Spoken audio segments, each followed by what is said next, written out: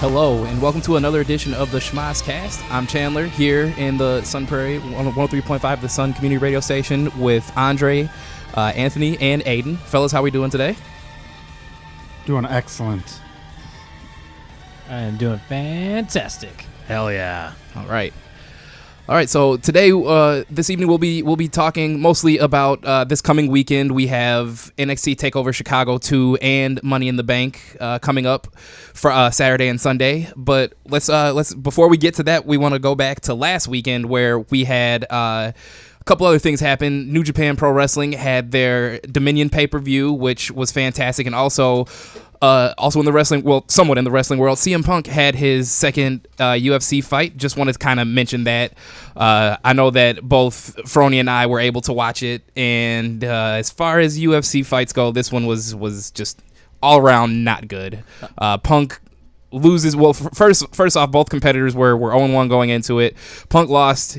It went the distance though. It went the whole three rounds, and Punk ended up losing by unanimous decision. And it was a bad fight to watch. It was clobbering time for the other guy, and I will give Punk credit for lasting the whole fight. However, I think that was on the volition of the other guy who clearly he could have closed it out. Yeah, and he was toying with him, playing to the camera. I mean, at first when he had him down and was kind of looking up, I was like, okay, maybe he's looking up at his coach or his corner, and they're telling him what to do. That's because what I he's thought, unexperienced. But then you realize that no, he's just doing the winding up the fist back by the shoulder stuff and going every other, just, for no reason. I mean, it was kind of sad to see. Punk, he took 4 or 5 real good shots to the face and head. And so I do give him credit for lasting as long as he did. I thought he would go a round and a half and then it'd be done. And even that, I thought I was being very generous. But for him to last the whole 3 rounds, that is a big deal. However, I think the other guy could have taken him out a lot sooner than, probably somewhere into that second round, if not sooner, once he really realized that he had this one in the bag. But I guess he wanted to enjoy his time in the spotlight as well. Well, apparently he should have enjoyed it because Dana White wasn't really happy with. We're not the only ones that didn't really enjoy the fight. Dana White wasn't very happy about it and has come out and said that this is probably both of these guys' last fight in the UFC. So good luck to both of them in all their future endeavors. Moving on, switching gears now. Let's talk about New Japan Dominion. It was a great show. Incredible. A lot of exciting things happened. I just want to mention that I think that they put together the best possible New Japan team that they could have, representing New Japan. It was Team New Japan versus Bullet Club, and the Team New Japan team was Hiroshi Tanahashi, Jushin Thunder Liger, and Rey Mysterio Jr. And it's just 3 all-time faces. All-time great faces on the same team going against the Bullet Club, and that was a fantastic match. But outside of that, the main 3 things that I really want to get into were 3 title matches where in these matches all 3 titles changed hands. We had Chris Jericho defeating Tetsuya Naito to win the IWGP Intercontinental Championship. Also, we had the Young Bucks beat LIJ for the IWGP Heavyweight Tag Team titles. Yes, you heard me right. Heavyweight, not junior heavyweight. And also, finally, it happened. Finally, Kenny Omega is your IWGP Heavyweight Champion of the world. Crazy. Oh, man. What an amazing rivalry this has been going on for 17 months now, really, since that first Omega-Okada fight. And 4 amazing matches. We're so lucky to see something that will probably go down as one of the greatest rivalries, certainly of this era, and maybe be talked about with the all-time greats, I would hope, after really the display from these 2 over this last year and a half. Also, just not how amazing has this rivalry been, but I'm really hard-pressed in my lifetime to say that I've ever seen a greater champion than Okada. This entire title run that he was on now, because Kenny Omega beat him. I can't think of a better title run that I have been able to witness as a wrestling fan in my lifetime. It's probably second only to Brock's current run. Let's not even go just there. Kidding, Wow. Kidding. I'm just kidding. Instant karma. He almost fell down. Hey, I'm not gonna discount that. I was obviously joking.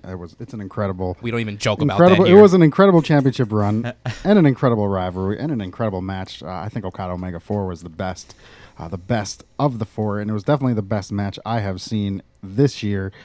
It was incredible. It had me on the edge of my seat. I was tired, but I was wide awake because I didn't know what was going to happen, and there were so many times where I went back and forth, and I said, "Oh yeah, okay, Omega's finally going to win it here." Oh no, he's not. He's not going to win. He's going to lose this. Okada's going to actually retain it, and he's going to. So they did everything that they needed to do. The 2 out of 3 falls was great. Ben Wong and I were debating what was going to happen before the first fall happened, and how we thought it was going to go down, and what the falls were going to be if Omega was going to win, and what the falls would be with it. It was just a fun match, entertaining match. Had me on the edge of my seat. Those two know how to tell a story. I'm a huge Kenny Omega fan. I have so much respect for Okada as well. I haven't seen as much Okada as I have Omega, but as a huge Omega fan, I was just so happy that he finally was able to win and become heavyweight champion. And I loved especially, and I don't want to go on too long, but I especially loved the end where the Young Bucks come out and the ref goes to hand the title to Kenny Omega, and he pushes the title away for a split second so he can go hug Matt and Nick Jackson. It was just the whole match from start to finish, and even the end, and even the celebration, and Cody coming out. The whole thing was just storytelling at its finest. And one of the reasons why, and I think I even posted this on social media, one of the reasons why I am such a huge fan of professional wrestling is matches, rivalries, and moments like throughout the whole card of Dominion, but especially the main event with Kenny Omega becoming victorious finally. Aiden, you were able to check out Dominion. What are your thoughts on this main event and just everything with this whole Omega Okada rivalry? How did you think that things played out? If I had to give a contender for the perfect match, it would be this match, because not only it was a great storytelling, but it was almost as if 3 matches in one, since it was 2 out of 3 falls, with the first fall being Okada pulling a surprise and rolling up Kenny 1, 2, 3. Nobody saw that. I mean, we all never saw that coming. And then we get what I consider to be Kenny's redemption, getting the second fall, and then finally putting the final nail in the coffin with the final pinfall. Yeah, and that final pinfall was Omega hit a one-winged angel, which that's been one of my favorite things about this rivalry. Yes. We've been talking about how good of a story that these two can tell in a match and how awesome this rivalry has been. The tease of Omega finally hitting that one-winged angel throughout this entire rivalry has just been a thing, and he finally hit it in this 2 out of 3 falls match, and it ended up getting him the championship. And even the cover was just perfect. The way he hooked the leg, Yep. and how hard he sunk into it, and just the look. It was just everything about it. And as Aiden said, the way that they did the falls was perfect with the surprise roll up. It was just. What did Meltzer give it, Frony? Did you see? It looks like there is yet to be an official. Really? Huh. Yeah, I don't know. I don't know if he's waiting the full week or what the deal is, but I haven't seen. There's other people that do their star ratings, but I want to see what. If Well, I Meltzer- give it 6 stars. That's my 6-star match right there. Based on a quote, it sounds like it will be his highest rated As it match should. of all time. I personally like last year's Dominion number 2 from Omega Okada better, but these are still regardless, it's like splitting hairs because this is the best series of matches probably that I've between 2 competitors. I don't know what other like rivalry do you put in, and Omega is so talented because he's had other rivalries during this, such as the Cody Rhodes thing and the Bullet Club storyline and being the Elite. So there's so many other with things Ibushi that he's done. Yeah, exactly. Over the last year and a half, like during this whole Omega Okada feud where people are giving them such praise, he's also had all these other things going on. And Won the U.S. title for a while. yeah, exactly. I mean, the first ever U.S. champion for New Japan. I mean, there's so much going on with this. I love it. It really is the best series of matches. So And WWE's trying to be cool by mentioning his name multiple times on their social media and stuff. I love it. And Omega's will appear on WWE TV. No, he was mentioned on. I thought he was gonna face Creed on Up Up Down Down. Oh yeah, that's gonna be. They're that's gonna stream YouTube. that on Up Up Down Down. But that's okay, but that Xavier doesn't Woods' always go to Yeah. the network That's necessarily. Xavier Woods' channel. So that, Okay, but some they've of mentioned it is them. on some of it is on the network. Oh yeah, but I don't know not- if he will. Be. Yeah, that'd be But great. they've though. mentioned his name and the Young Bucks name, and they mentioned the IWGP Heavyweight Championship. Carly, one of those women that do the videos for WWE.com mentioned all that stuff and called him by his nickname, the Cleaner, and everything. So I don't know where I was going with that, but anyways. So then also we had the Young Bucks win pretty much the only tag title that has eluded them, which is the IWGP Heavyweight Tag Team Championships, in a great match against LIJ, which was represented by Sonata and Evil. I kind of mentioned to Andre on our way out here that as amazing as everything that Kenny Omega has accomplished and as much praise as he deserves for it, me personally, the Young Bucks fan inside of me, it's I'm kind of upset. I'm not mad by any means, but I'm a little bit upset that it seems to be that it's overshadowing the fact that this is pretty much the only title that the Young Bucks haven't won in a promotion that they've wrestled for, and the fact that they made the jump to the heavyweight division and now they're the champs. I think it's amazing, and my hat is absolutely off to them for that. And like I said, it was a great match too. So Yeah, the Young Bucks, they're the best tag team in the Yeah. world, right? Yep. possibly all time. It is possible. They're definitely getting there. It's gonna be a weird thing to think about when it's all said and done, just because anyone else in the conversation probably went through a big territory or a big company. Well, when and- they get older, they're going to WWE. It might not be for a while. You think so? But I think they will. Once they get a little bit older, I think they will. But Not see, for a while. I hope they don't. I don't want to see them. I'm a WWE fan, but I don't want to see them go there because it's not the right time. The thing for me is I don't think the three of them, and by the three I'm talking the Elite, the Young Bucks, and Omega, I don't think any of them need WWE. They definitely don't right now. And No. as long as with the trajectory of their careers in New Japan, with what they're doing right now, they all have their own thing going on, in the indie scene in America, in New Japan, or in Japan. They don't need the WWE, in my opinion. And I wouldn't be surprised if they don't end up there, but at the same time, like I would like to see them there, but I don't think that it's really necessary.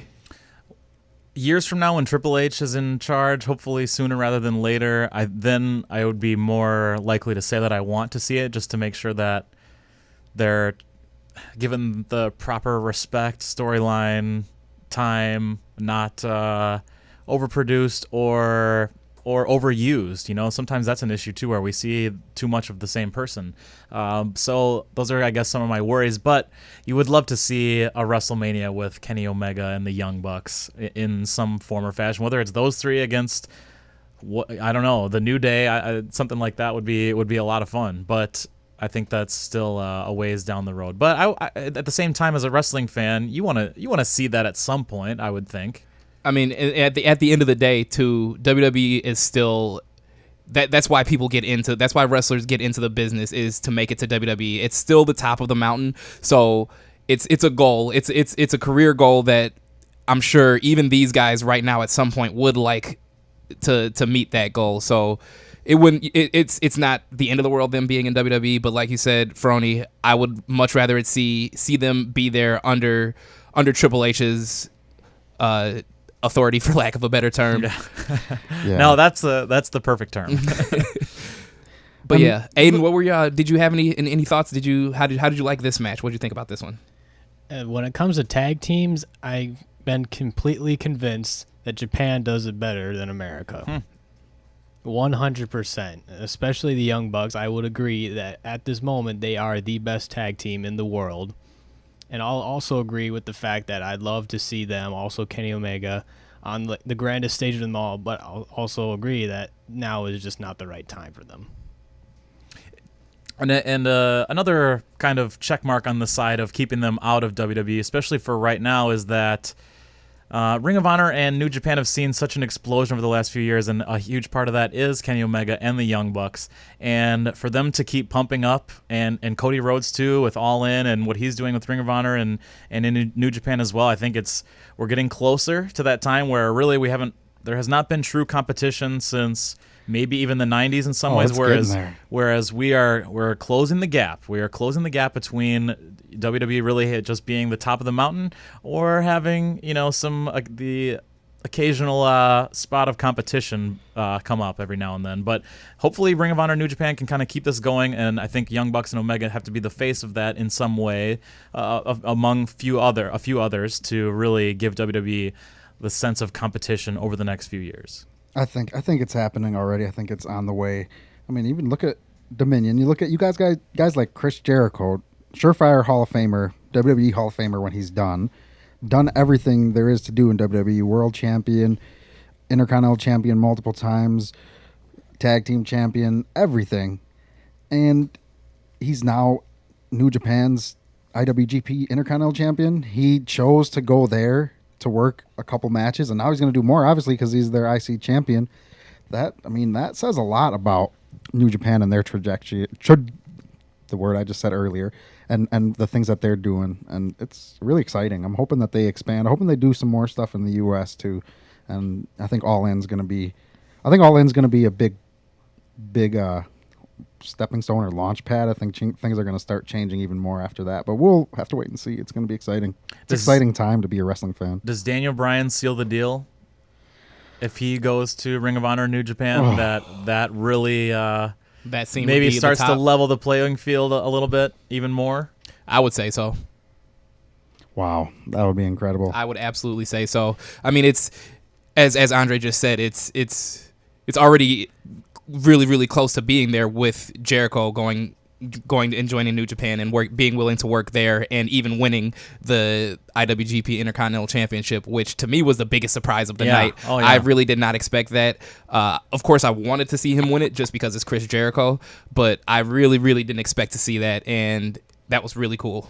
With Daniel Bryan, too, you get the top WWE star from this decade and the top indie darling of the last decade, who's still in his prime, to come to New Japan and Ring of Honor. I think that would be an unbelievable step towards really leveling out WWE from being the surefire top of the mountain or totem pole. Absolutely. I just, it would at least put them on even ground in my eyes if that were to happen. Not necessarily. I don't think it would put New Japan, Ring of Honor over the edge, but it would definitely even the playing field. They'll never topple WWE, but they can be competition for them, and that's all they need to be. They don't have to try and be WWE, because WWE is different, and it appeals to a different audience than New Japan. New Japan appeals more to people like us, people that are more marks, if you want to say. I know that can be a dirty word, or cannot be, or fans like us that are hardcore, the diehards, will get into New Japan a lot more than the casual fan that WWE and especially Roman Reigns is, trying to reach. So I don't think it'll ever reach that point, but that's fine, because that's not who they are. They need to continue to be who they are and just continue to grow, and then we can be along for the ride and watch all the great matches and moments and title changes like we saw at Dominion. All right. Well, speaking of WWE, let's kind of shift gears and talk about this coming weekend. Now we have two pay-per-views. Saturday night we have NXT TakeOver, and Sunday night we're gonna have the Money in the Bank pay-per-view. Let's start off with NXT TakeOver Chicago 2, just to give a list of the matches. I don't think this is in any particular order, the list that I have in front of me here, but we will have the Undisputed Era represented by Kyle O'Reilly and Roderick Strong defending the tag team titles against Oney Lorcan and Danny Burch. Aleister Black will be defending his NXT championship against Lars Sullivan. Johnny Gargano and Tommaso Ciampa will have a one-on-one match in a Chicago street fight. Then we're also going to have Ricochet versus Velveteen Dream in a one-on-one match, and Shayna Baszler will be defending her NXT Women's Championship against Nikki Cross. I'm really, really excited about this card. I've said it before and I'll say it again. I am always more excited for the NXT takeovers on Saturday nights than I am for the Sunday night main roster pay-per-views. And I mean, this is only 5 matches, but I guarantee you they're going to outshine Money in the Bank. Even though Money in the Bank pay-per-view will have a couple of the most exciting matches that we could possibly see this year from WWE, which is the Money in the Bank contract matches themselves, just because they're amazing ladder matches, and both the men's and women's are going to have 8 participants, so they're both just going to be all over the place and crazy. But I'm looking more forward to NXT TakeOver, and if I had to pick one match out of this card, it's tough. I'm gonna say that I'm more excited for the Gargano Ciampa match, but Ricochet and Dream, that's gonna be so good. I also love, like, Aleister Black is one of my favorite wrestlers Yes. right now on the planet. He would be in my top 10 right now if we did that. And I still really like Lars Sullivan. I think that's a very intriguing matchup for the championship. And the Gargano Ciampa thing is obviously a huge deal, and it's continuing, from last year in Chicago where the breakup happened and the injury for Ciampa. But the Dream and Ricochet is, to me, the match I'm looking forward to most over the whole weekend, and that includes AJ and Shinsuke. And I'm still hoping that this is like the big payoff for those two. But Ricochet and Velveteen Dream, man, and I'll take those 3 matches I mentioned: Ricochet, Dream, Sullivan, and Aleister Black, and Ciampa and Gargano, and I'll put those 3 as the 3 matches that I'm looking forward to most over the weekend, and that includes Shinsuke and AJ, which is kind of crazy to say, but and then also, Gargano Ciampa, last time they fought was a 5-star classic, if I'm not mistaken, right? Yep. Back in early April. Yep, and it was Johnny's second 5-star match within however many months. Yeah, within 4 months. Crazy. Unreal. Yeah, and I mean, that's a big part of the reason why I'm looking forward to that match so much. But like I said, Ricochet and Dream, just the storytelling that they've done with these two has been fantastic as well. Not just Gargano and Ciampa. I think that Gargano and Ciampa is the best thing going in the entire company, both NXT and main roster WWE. It's the best thing going right now. But the story that they've been able to tell with Ricochet and Velveteen Dream, I'm really hoping that this is just a jumping off point for these two, because they're both so extremely talented. They've told the story right thus far, and the potential for this match is it's through the roof. I think that the Chicago street fight between Ciampa and Gargano will be the best storytelling. However, I think for the biggest chance for us to see something we've never seen before, or to have the most unique match, would be Ricochet and Velveteen Dream. But really, they're both such a big draw. To have these 2 matches on the same show is just another reason why you said NXT takeovers just dominate WWE pay-per-views. It's not even close. I'm incredibly pumped for NXT. It's, as always, it's going to be better than the WWE pay-per-view the next night. And I always look forward to the NXT takeovers way more than I do the pay-per-views, because they always outshine them. And this will be no different. Like you, Frony, 2 of my 3 matches are Velveteen Dream and Ricochet, and the Ciampa and Gargano Chicago street fight. But I do put Daniel Bryan versus Kaz over the NXT title match, simply because I'm not a huge Lars Sullivan fan, and every single time I get to see Daniel Bryan in the ring is a treat for me, because I got 2 years without him. But sticking to the NXT card, the only complaint or bad thing about the Ricochet and Dream match is that odds are someone's going to have to lose, and that's the only thing I'm not looking forward to, because this match is going to be, I think, the best match of the weekend between the 2 cards. Ricochet and Dream are going to tear the house down. Gargano and Ciampa are too, but it's going to be a different kind of match, because it's a street fight, and they've already got some story behind them, and they've already got a lot of animosity. So there's going to be a different feel to that match, whereas the Ricochet and Dream match is going to be more high-flying. It's going to be more technical. As you said, there's going to be more chance of seeing something we've never had a chance to see before. And Ricochet versus Velveteen Dream on a WWE pay-per-view, or on the NXT, I should say. Oh my goodness, this is going to be the match of the weekend for sure, and I can't wait to see it. I don't know who I want to win, I don't know who I want to lose, but I'm going to be along for the ride, and I'm going to enjoy every second of it. Aiden, of this NXT card that we have here, what are you looking forward to the most? I'll just say as soon, the moment of when Ricochet flips over the top rope, lands on his feet, walks up to Velveteen Dream, gets in his face, that sold me completely. That is the one match I am looking most forward to seeing the whole weekend. Nothing in Money in the Bank is gonna even compare to it. And the fact that I also agree that I hate that has to be a loser, because I love both of these so much that I can't even imagine either of them losing, but unfortunately one of them will have to lose. Yeah, and that moment that you mentioned where Ricochet flipped over the top rope, I mean, he took like 3 steps in the ring, flips over the top rope, lands perfectly on his feet, as if he just hopped off the apron, and gets into Velveteen Dream's face, and Velveteen Dream, his jaw is just dropped. That, yes, like you said, Aiden, that from that moment I was like, okay, we've got something special here with these two, and can't wait to see what they put on. I'm really excited about this tag team championship match. Kyle O'Reilly and Roderick Strong have gelled a lot better than I expected them to, and I should have known that because they've been in Ring of Honor previously for so many years and have had so many matches against each other. I mean, I might have even, in one of the 2 times that I've gone to Turner Hall to see Ring of Honor, I might have even seen these two in a match with each other. But they have Roderick Strong. I didn't know how to feel about him joining the Undisputed Era, just because Red Dragon and Adam Cole, they already had this temperament kind of built into them of being the Undisputed Era and being the best. And Roderick Strong was we didn't really know what direction they were going with him, but I like the promos that they've cut as a group since he's joined them. And I've really enjoyed the matches that I've seen with these two tagging together.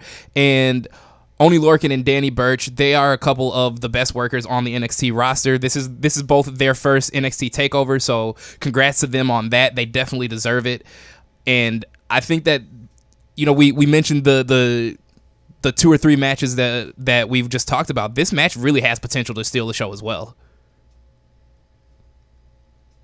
Yeah, I agree, because I actually look more forward to the tag team match more than the NXT Championship match, because I'm also not the biggest fan of Lars Sullivan, but he also is a great in-ring performer due to just being almost a freak of nature.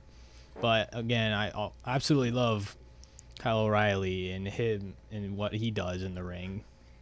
And so I also agree that this could, I know it won't, because Velveteen Dream and Ricochet will obviously steal the show, but it could be like the second best match of the night. Yeah, it could be. I'm always a fan of tag team matches, so that's a sleeper match for sure. As I hear you say that, yeah, that can definitely be up there, and I think you sold me on it too. Now I'm looking more forward to that than the championship match. As much as I love Aleister Black, though, it's not my reason for not looking forward to the NXT Championship match so much isn't an Aleister Black thing. Why do you guys hate Lars Sullivan? Yeah, I was just gonna ask that question. I don't hate him. We don't hate him. I'm just saying, I don't feel like he's the right opponent for Aleister Black. Maybe That's not fair. yet. Okay, That's fair. I could see that. Yep. I think it would be disappointing if Aleister Black were to lose this early in his championship run. And I'm not saying Lars isn't a champion. I think he can certainly be down the road, but I think Aleister Black barely survives this one. NXT Tag Team Championships, I feel like it's good to throw a bone to Oney Lorcan and Danny Burch, and maybe they're pulling one over my head right now, but I just really don't think there's any way that those two will walk out with the championships. But it does not mean that they cannot put on a great match. I see Undisputed Era winning the match. It'll be a very good match, and then I think Undisputed Era will leave first, and then the crowd will kind of still, will cheer for Lorcan and Burch as they leave as well, like kind of in a, nice try. But the whole card, even we didn't mention the girls match really much, but even that I think will be really good, because it's 2 girls who will go out and just absolutely beat the crap out of each other, and so there's not really we say we're looking for a favorite in a down spot. But I see many favorites and no down spot, really. I'm looking forward to the women's match, too, because I'm a huge fan of Nikki Cross, and I'm coming along on Shayna Baszler. She's an excellent heel and plays her role really well. I don't think she's going to lose, but I think Nikki Cross can put that doubt in people's minds, and she might even be able to put that doubt in my mind during the match, in which case that'll make it for an even better match. But I'm looking forward to that one, too. I think that one's going to be a low-key good match.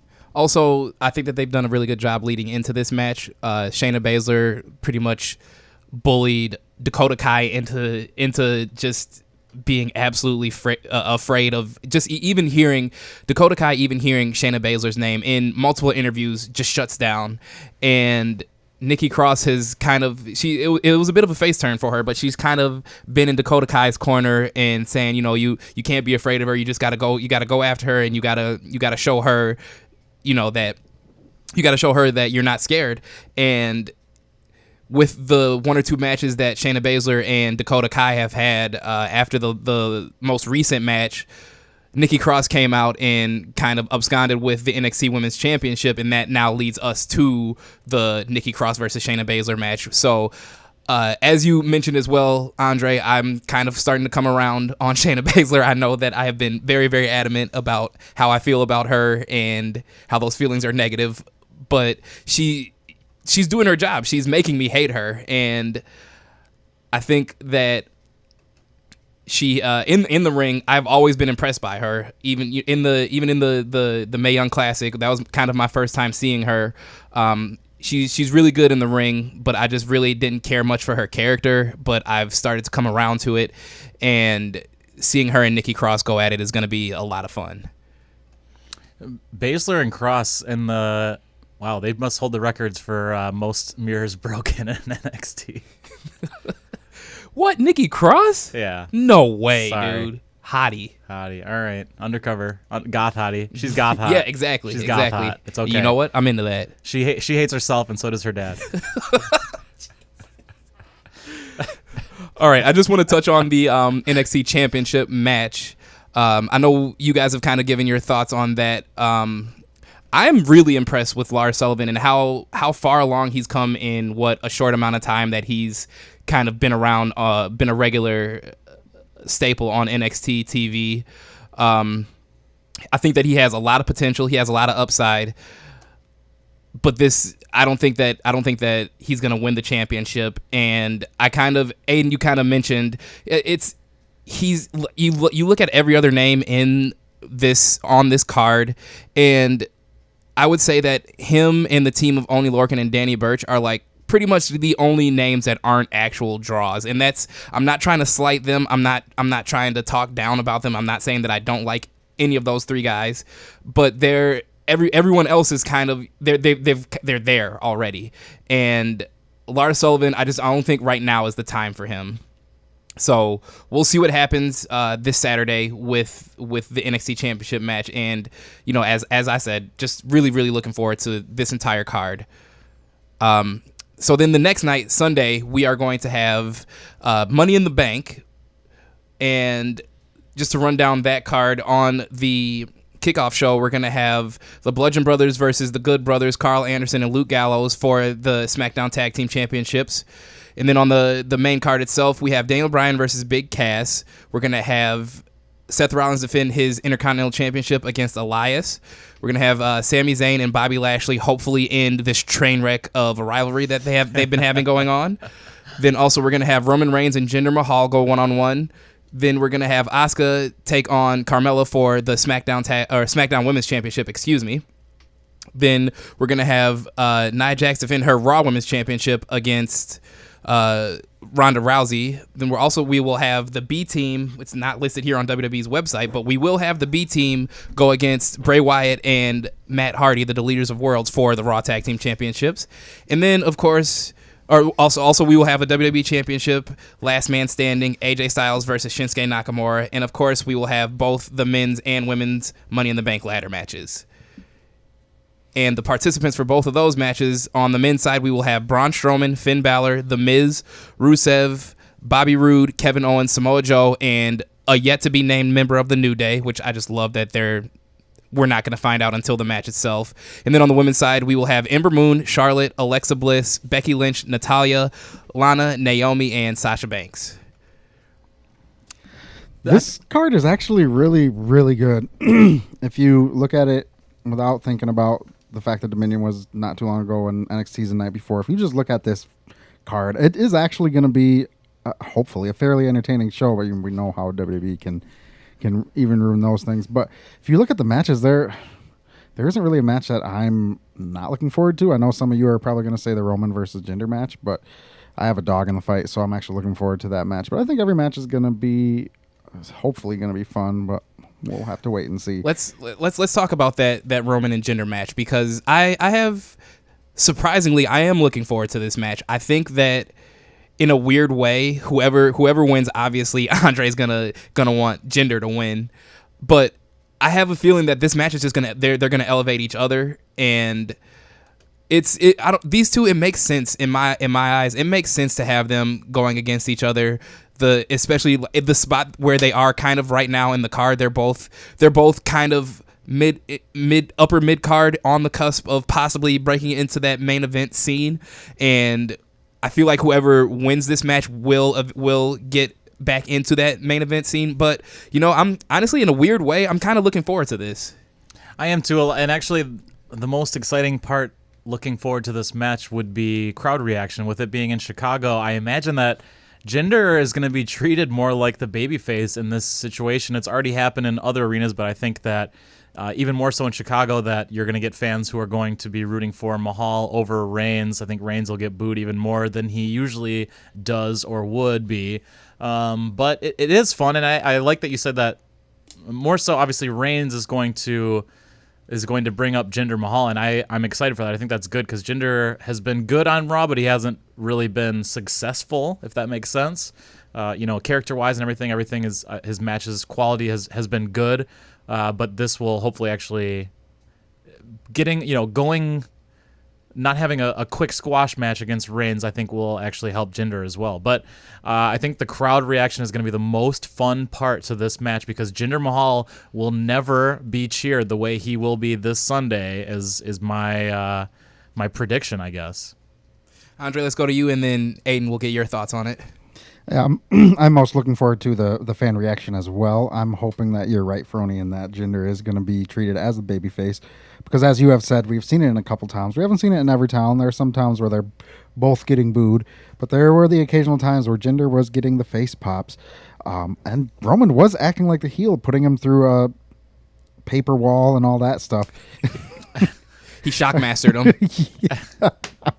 Oh, man, yeah. And it's going to be interesting to see the fans' reaction, especially considering it's two guys that were thrust into the main event scene and given world titles before fans felt that they should have gotten those world titles. Roman Reigns more times than Jinder. So I think it's going to be very interesting to see who the crowd sides. But I'm with Frony. I think it's going to be a Jinder crowd, seeing as it's in Chicago. I'm just finally glad Reigns is out of the main event scene, finally. What if they put this on last? I would turn it off. I'm not bothering if it's on last. I'd just say Jinder main evented, and that's all I'd say. But anyways, continue, Aiden. I'm actually liking Jinder's character more and more as he does more and more promotions.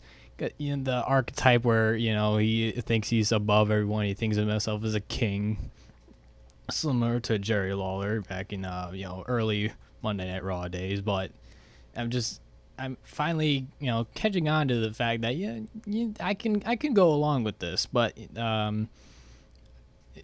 I still really don't like Roman Reigns all that much because he's regressed since WrestleMania. So, but I'm hopeful that something good will come out of this. But it's WWE, and I have my doubts. As you should. Yeah, the Reigns storyline, I think, of him still playing it as if he's, being held back. Yeah, that's the biggest problem they've had with Reigns since WrestleMania is him playing like he's against the authority or whatever. It's just a bizarre thing. But yeah, I would be very upset if this, in another day and time, if this was a main event, at least with the current situation. So this is a good spot for this on this card, and it kind of makes sense to have a semi, heel versus heel, I guess. somewhere else on the card and a big show like this. I think this is actually a really good spot for this to happen. Wait, so you're telling me that Roman Reigns isn't the third coming of Stone Cold or Daniel Bryan? Is not this modern day No. one of those two? Darn. Yeah, You got one more strike, Andre. Yeah. That was sarcasm. We all know how I feel about Roman. No, I don't care about your sarcasm. One more strike and your mic's unplugged. That was also sarcasm. Or was it? I'll have to find out. Test your luck, pal. All right, moving on. We're gonna I wanna talk about the Daniel Bryan and Big Cass rivalry. I think that as awesome and as exciting as it has been to see Daniel Bryan back as a full-time WWE competitor, this rivalry, and I feel like it was meant to do this, but this rivalry has definitely done more favors for Big Cass than it has for Daniel Bryan, and I've loved everything that Big Cass has done on the microphone this entire time. He's been able to show not only a different side of his character, but the fact that he can carry a promo, and he can be the guy that you hate because all he does is brag about his size, and that's all that he relies on. Whereas someone like Daniel Bryan relies on his years of experience and his in-ring skill. So just the difference between the two, not only size-wise, but just their mind frames of being wrestlers, has been awesome to see how they're playing it out. And I think that Big Cass, just week after week after week, SmackDown after SmackDown, he continues to impress me on the microphone.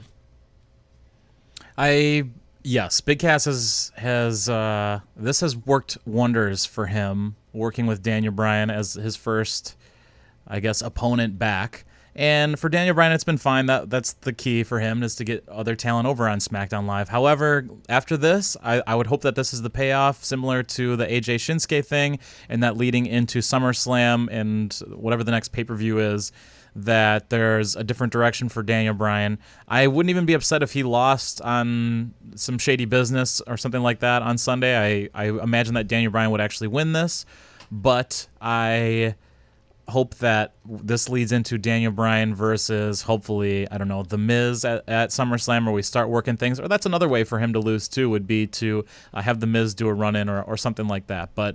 Or maybe Bryan costs The Miz later in the night. I think there's other ways that you can set this up, hopefully, for The Miz at SummerSlam. That's my goal, even though this has been fun and I'm looking forward to this match. I mostly agree with you. I want to see Miz and Daniel Bryan, but we've already not last week, 2 weeks ago, I explained my whole long story about how I want to see that go down at WrestleMania, so I won't retell that.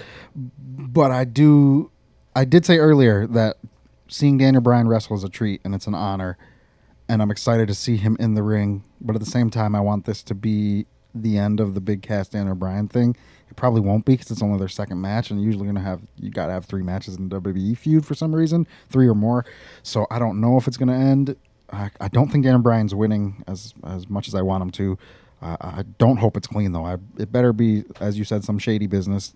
Kaz has to do something underhanded to win. And then hopefully they move on, because even if it isn't Miz, there's a lot of things that Daniel Bryan can do. And if WWE is unsure of his contract status and if he's going to re-sign when his contract is up, they should start getting some of these matches out of the way that we want to see, much like they did with John Cena when they weren't sure how much longer he was going to be around, where they did the Roman Reigns. They did, I forget who he wrestled. There was a few guys that he wrestled that they kind of hot-shotted some of those matches, Shinsuke being one of them. So I wouldn't mind seeing that if they're unsure of what he's going to do. But yeah, this feud has to come to an end. It's fun seeing him wrestle, but I want someone new. And it's worked for Big Cass. I'm more of a fan of Big Cass now than I was, but I'm still not 100% sold on him. I want to see what he does after this Daniel Bryan feud to see if he's really elevated or not. Well, it turns out I'm the odd one out, because as soon as Big Cass came back, I could not, for the life of me, get behind anything he has done. Not even up until now. I can't say he's a good promoter. He's an okay in-ring performer. Asterisks, quotation marks. But this is just the way that it's aggravating to see that it's not Daniel Bryan versus The Miz yet. And the fact that this is even a second match bothers me because I feel like they should, if anything, they should have just been one and done.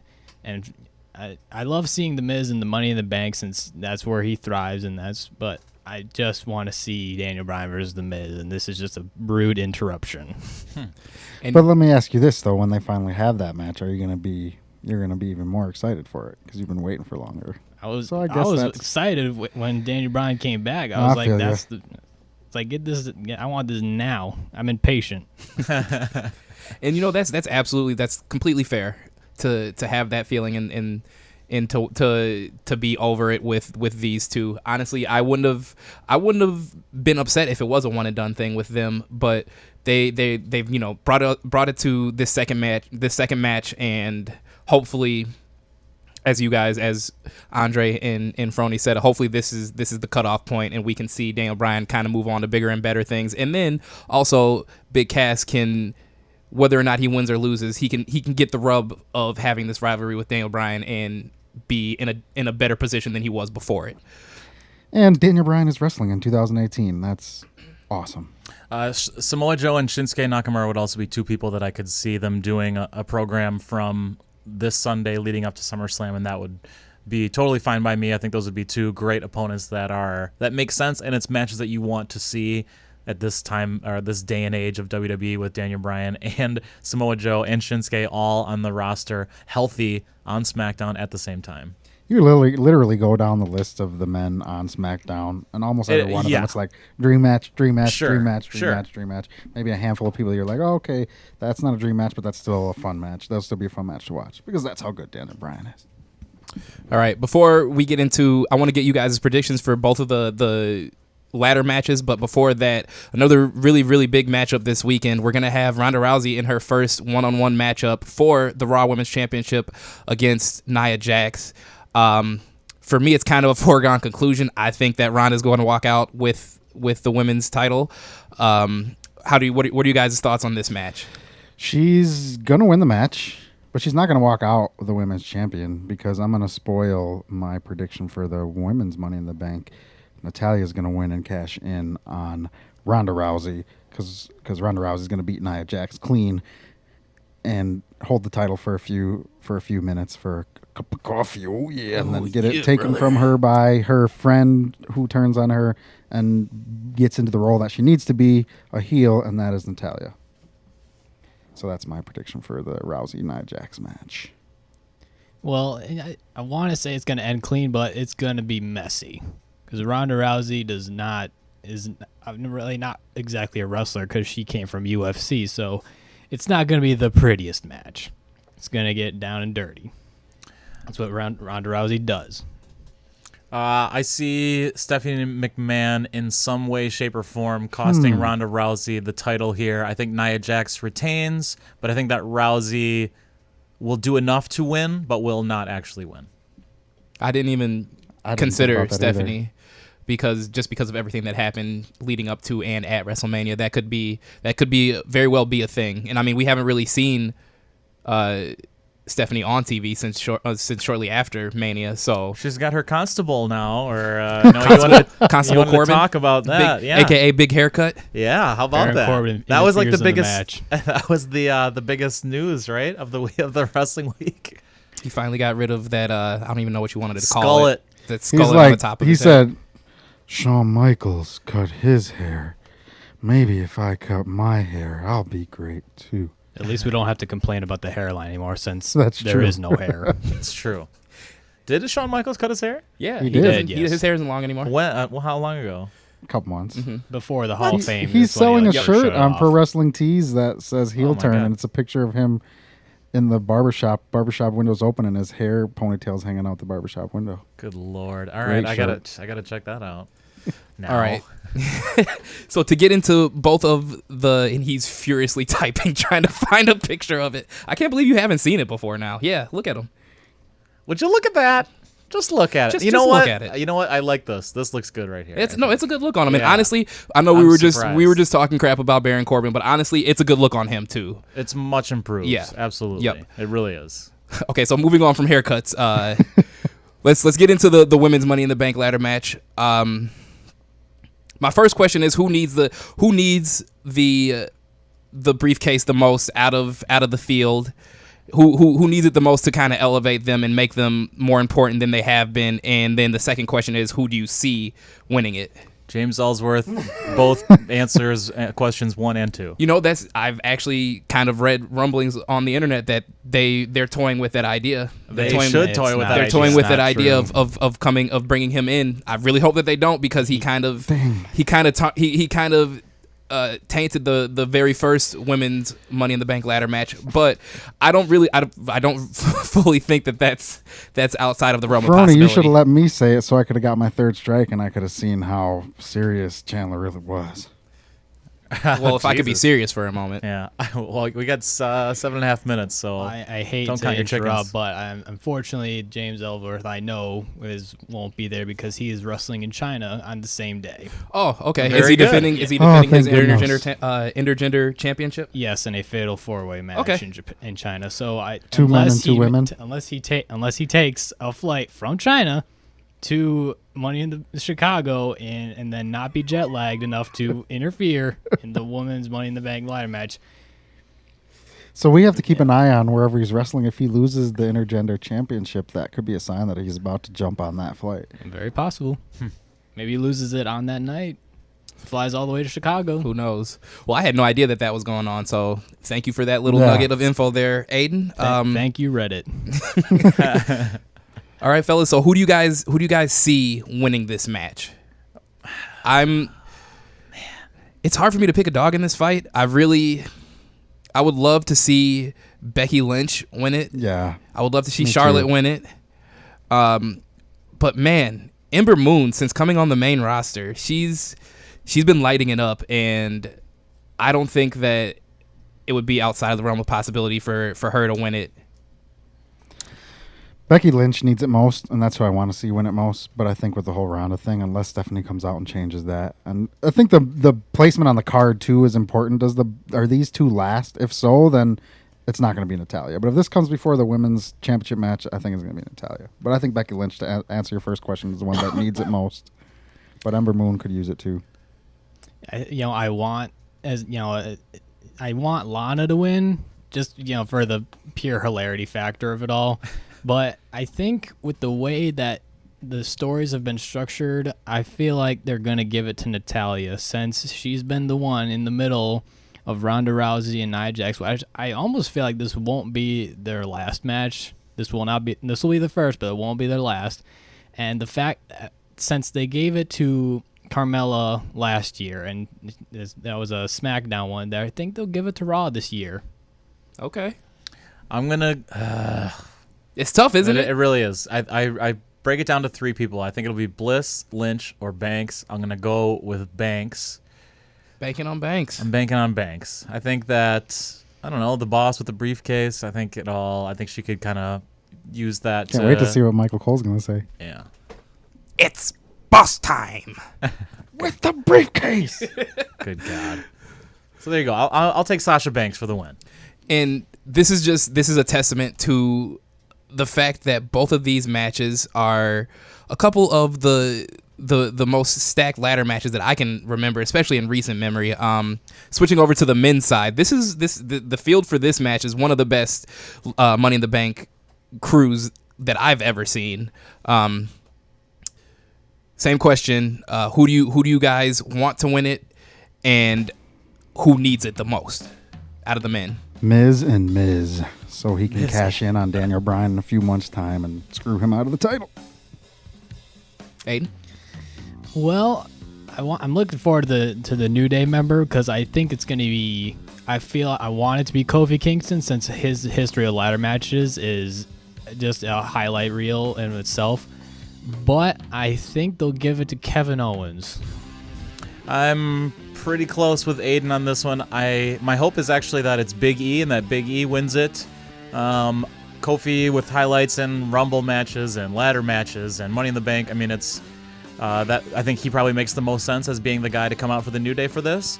But Kevin Owens with the briefcase also, I think you can't deny that would lead to a lot of fun promos, storylines, and I think he would use it in the best way of anybody here. I think The Miz is up there too, just as somebody who would like take this on as part of their character now. But I think you got to go Kevin Owens or a member of the New Day. And Hopefully Big E. I'm gonna amend one of my things. Miz is going to win it, but Rusev is the one that needs it most. Sorry about that. If I'm gonna say who needs it the most, I would say it's between Bobby Roode and Finn Balor. But who I want to win it, who I want to win it after the main event of Monday Night Raw this week, seeing Kevin Owens hit that frog splash off of the top of the ladder through Braun Strowman through the announce table. Oh man, I want to see Kevin Owens win it. And like you said, Frony, I think that it would be cool to see The Miz win it, but we've kind of been there, done that. I would love to see Kevin Owens with the title, with the briefcase, and see what he's able to do with it. I don't think anyone would spotlight it the way that Kevin Owens quite would, and it's someone who hasn't had it before, so it makes it a little bit more fresh. But I think it makes it that much more important, and you can't do what you did last year and have, Corbin cashed in a month or two, a couple months later, and didn't make it. I think this time you have to make it matter. You have to put it with somebody who matters, and I think Kevin Owens needs to be that guy. One thing I want to talk about before we end the show is how important I think that this pay-per-view is. Summer numbers tend to go down for WWE. That's been the case since the 80s, that like the summer just isn't one of their biggest times. But this being a Big 5 pay-per-view and them having their TV contracts already kind of set and in order, they've done the thing where they've said, okay, ratings is what's most important. But I think right now it's best to tell your fans, and this being a Big 5 pay-per-view in Chicago, one of your best crowds, to make everyone know, especially with the brands coming together now, that pay-per-views need to matter too. So I think because of the TV contracts and all that stuff is set, I think they need to make this one matter, and that's my big hope and my positive thinking, my glass half full going into this Sunday for Money in the Bank. Absolutely. All right, well, I think that's going to wrap it up for us here this week on the Schmozcast. Be sure to check us out on social media. You can find us on Facebook, Instagram, YouTube, and Twitter, of course. Search at the Schmozcast on all of those platforms. You can find us there. And tune in next week. We'll be giving our results, and we'll get a little bit more into the matches that we didn't have time to this week. So, yeah, for Andre, Anthony, and Aiden, AAA, I'm Chandler. Thanks for listening.